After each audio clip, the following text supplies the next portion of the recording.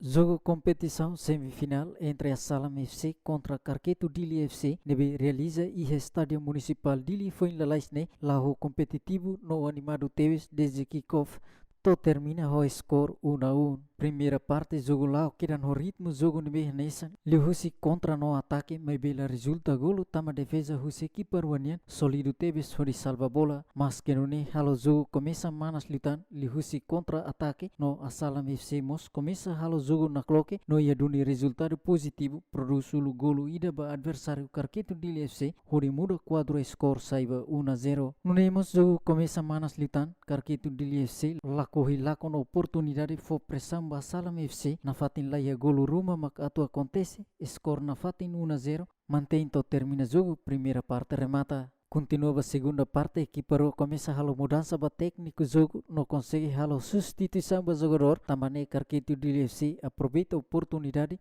marca aqueles golo ida ba rede adversário ASSALAM FC nian, hori muda quadro Skor saiba 1-1, mantém to termina jogo segunda parte remata. Antes nih kuliah nih ya be media, kata kau sih halo surprise ya.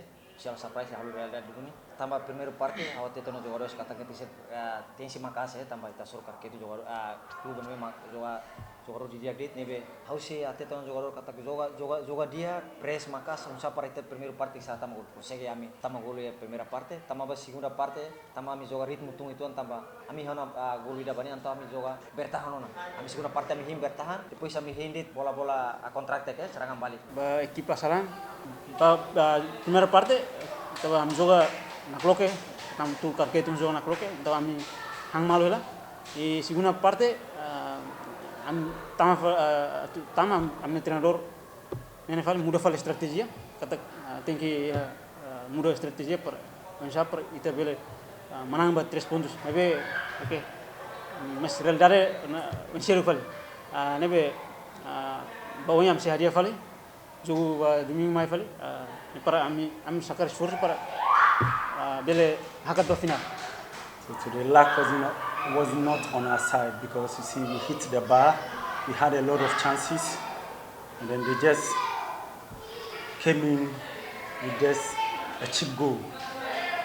So we will go there and prepare, work on our mistakes, and come for the second leg. Primeira parte, ami jogo intensidade as, ami halo contra-ataque ba malu. Mas ami sala ituan, sira aproveita a oportunidade, mas sira tama gol primeiro. No mais fala segunda parte, ami na fatin puxa, tu ami hetang golo, tu ami halo draw 1-1. Ami hetang oportunidade para que segunda parte, no primeira parte me ami aproveita o dia. Então ami dinam considera ami na sala, me am siya dedeklitan yung segunda second leg and hodi menang hodi hakat final. David Gonçalves, Ziemen.